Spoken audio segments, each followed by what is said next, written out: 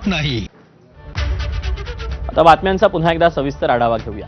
आखाती देशातील युद्धाच्या झळा तीव्रतेने जाणवत आहेत। राज्यातील अनेक जिल्ह्यांमध्ये पेट्रोल डिझेलचा तुटवडा जाणवतोय। वाशिममध्ये गेल्या 3 दिवसांपासून डिझेलचा तुटवडा जाणवतोय। त्यामुळे पेट्रोल पंपांवर डिझेल टँकर आल्यानंतर ग्राहकांनी मोठी गर्दी केली होती।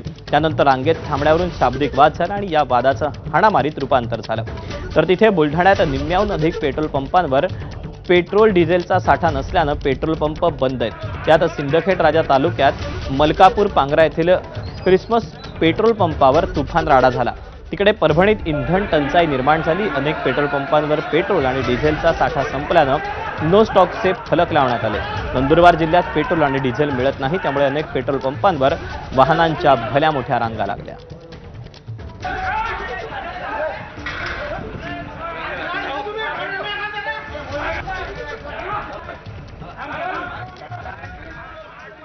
हिंगोली जिल्ह्यामधील बहुतांश पेट्रोल पंपांवर डिझेल संपले, यामुळे जिल्हाभरात डिझेलचा तुटवडा निर्माण झाला। सध्या शेतात पेरणीपूर्व मशागतीची कामं मोठ्या प्रमाणात सुरू असून ट्रॅक्टरसाठी डिझेलची मागणी केली जाते। त्यामुळे अनेक ठिकाणी पेट्रोल पंपावर डिझेल खरेदीसाठी मोठ्या प्रमाणात शेतकऱ्यांच्या रांगा लागलेल्या पाहायला मिळाल्या। त्याचबरोबर वाहनांसाठी सुद्धा डिझेल मिळत नसल्यानं शेतकऱ्यांबरोबर वाहन चालकही संतप्त झाले।